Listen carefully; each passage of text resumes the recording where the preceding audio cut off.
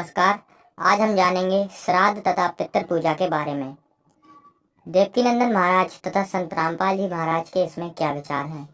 दोस्तों, आध्यात्मिक संत तो दोनों ही हैं, पर किसके पास सही आध्यात्मिक ज्ञान है, आज हम यही जानेंगे। और कौन शास्त्रों के अनुकूल साधना बताते हैं तथा कौन शास्त्रों के विरुद्ध साधना बताते हैं, यह भी जानेंगे।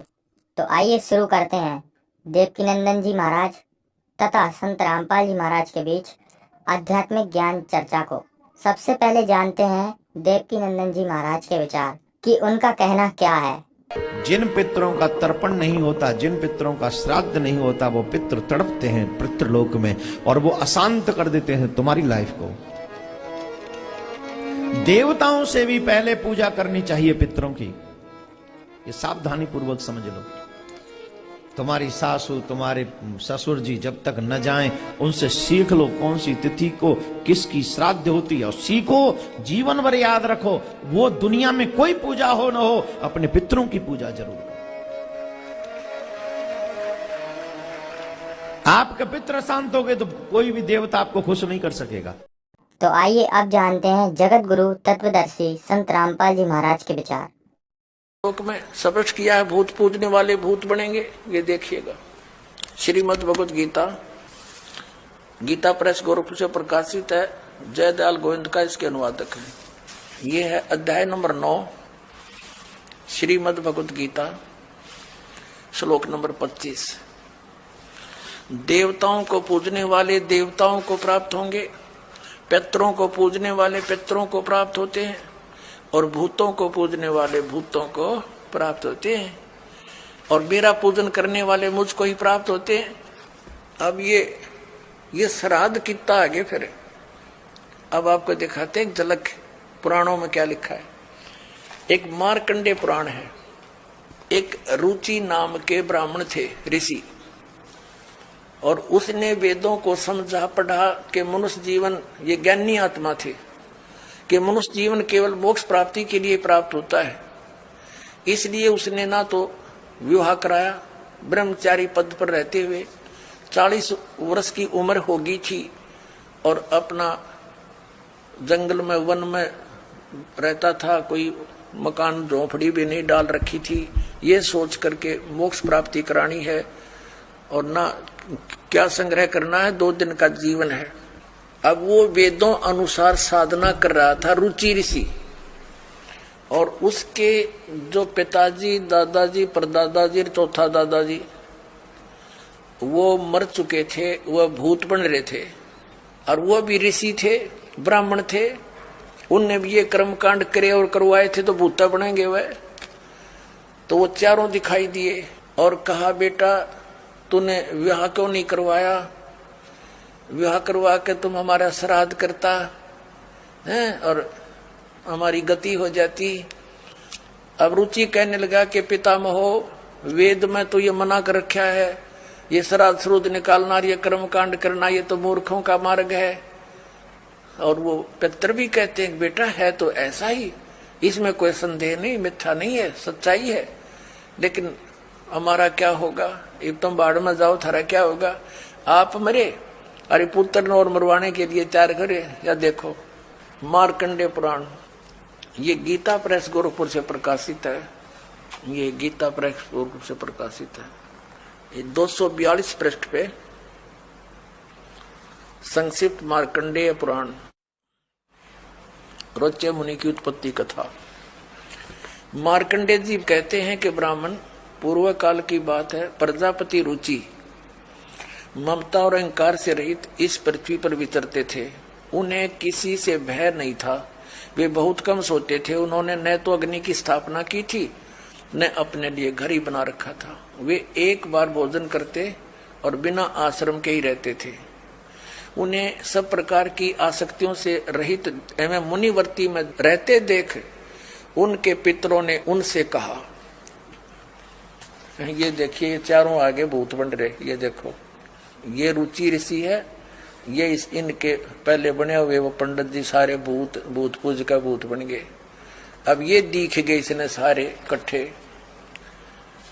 पितर बोले, बेटा विवाह स्वर्ग और अपवर्ग का हेतु होने के कारण एक पुण्यमय कार्य है। ये तो इन पितरों के वचन हैं, ये तो पितरों के वचन है जो अपनी सलाह दे रहे हैं। अब देखना, उसे तुमने क्यों नहीं किया। ग्रस्त पुरुष समस्त देवताओं, पितरों, ऋषियों और अतिथियों की पूजा करके पुण्यमय लोकों को प्राप्त करता है। वह सभा के उच्चारण से देवताओं को, सवधा शब्द से पितरों को तथा अन्नदान, बलि, वैष्णदेव आदि से भूत आदि प्राणियों एवं अतिथियों को उनका भाग समर्पित करता है। बेटा, हम ऐसा मानते हैं कि गृहस्थ आश्रम को स्वीकार न करने पर तुम्हें इस जीवन में कलेश पर कलेश उठाना पड़ेगा तथा मृत्यु के बाद और दूसरे जन्म में भी कलेश ही भोगना पड़ेगा। रुचि ने कहा, पितरगण, परिग्रह मात्र ही अत्यंत दुख एवं पाप का कारण होता है तथा उसे मनुष्य की अधोगति होती है, उससे मनुष्य की अधोगति होती है। यही सोचकर मैंने पहले स्त्री संग्रह नहीं किया। अब यहां देखो, पितर बोले, बेटा, जितेंद्रिय होकर आत्मा का प्रक्षालन करना उचित है, किंतु तुम जिस मार्ग पर चल रहे हो वह मोक्ष मार्ग है। बता, इसने तो घटिया मान रहे मोक्ष मार्ग ने कि तुम जो कर्म कर रहे हो, जिस मार्ग पर चले तो मोक्ष मार्ग है।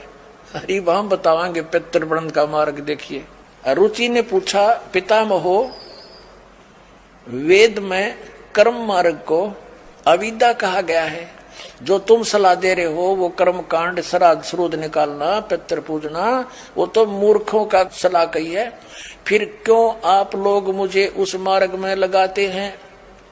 पितृ भी कहते हैं। पितृ बोले, यह सत्य है कि कर्म को अविद्या ही कहा गया है, इसमें तनिक भी मिथ्या नहीं। फिर थोड़ा सिर बच गया, फिर क्या रह गया बता भाई। ये हमारे पुराणों में लिखा है।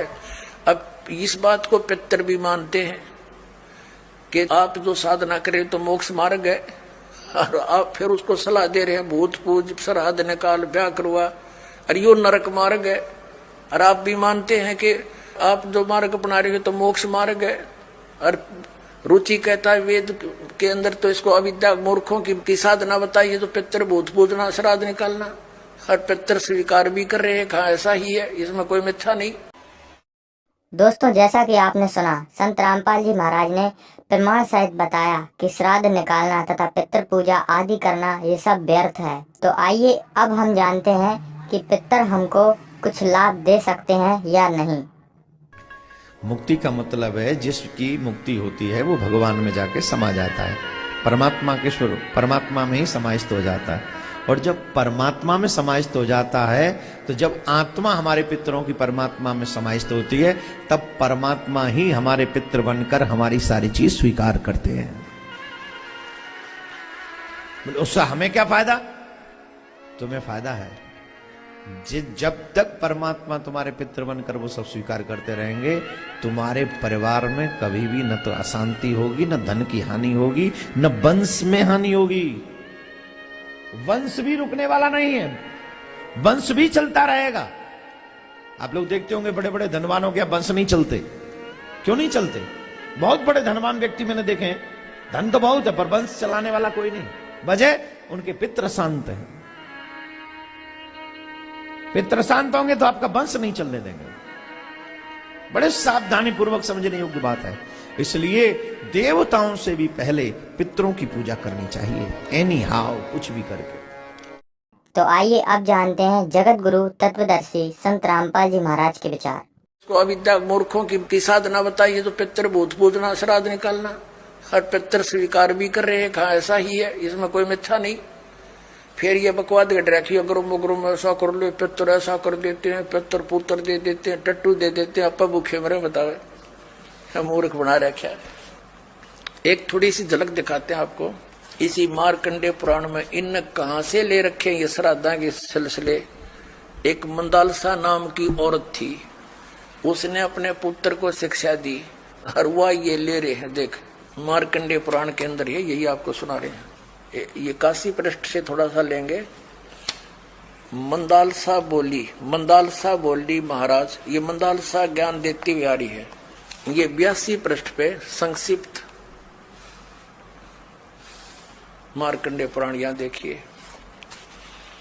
अब ये क्या सलाह दे रही है कि जो पितर देवलोक में है और जो त्रिक योनियों में ये पशु पक्षी बने हुए हैं और जो मनुष्य योनियों में एवं भूत वर्ग में स्थित हैं, भूत बन रहे हैं, और वे पुण्यात्मा हों या पापात्मा, जब भूख प्यास से विकल होते हैं तो वे अपने कर्मों में लगा हुआ मनुष्य पिंड दान तथा जल दान के द्वारा उन्हें तृप्त करता है। इसी तरह वह देवताओं और अतिथियों को भी संतुष्ट रखता है। देवता, मनुष्य, पितर, भूत, प्रेत, गुहक, पक्षी, कृमि और कीट आदि भी मनुष्यों से ही जीविका चलाते हैं। अब ये क्या बता रही है कि चाहे तो वो जो पितर देवलोक में हैं, जो त्रिक योनियों में पड़े हैं, और जो मनुष्य योनियों में यानी भूत आदि पितर पैतर बन रहे हैं, वे पुण्यात्मा हों या पापात्मा, सब भूखे प्यासे मरते रहते हैं। तो वो टट्टू देवलोक में हुए, भूखे मरते प्यासे मरे। अब क्या बताते हैं आगे, ये देखिएगा संक्षिप्त मार्कंडेय पुराण 92वें पृष्ठ पे।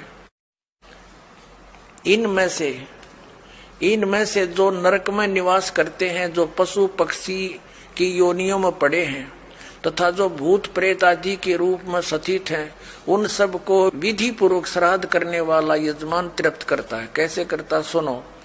मनुष्य पृथ्वी पर जो अन्न बिखेरते हैं, उनसे पिशाच योनि में पड़े पितरों की तृप्ति होती है, जो जमीन पर दाने डाल देते हैं। बेटा, स्नान के वस्त्र से जो जल पृथ्वी पर टपकता है, उससे वृक्ष योनि में पड़े हुए पितर तृप्त होते हैं। जो रूख वृक्ष बन गए, उन नन्यों का नहा का जो वस्त्र ने छोड़ दिए ना, वो वृक्ष योनि में पड़े हुए तृप्त हो जाएंगे। अरे भले आदमियों, एक बार क्या था, परमात्मा कबीर जी काशी में गंगा घाट पर चले गए।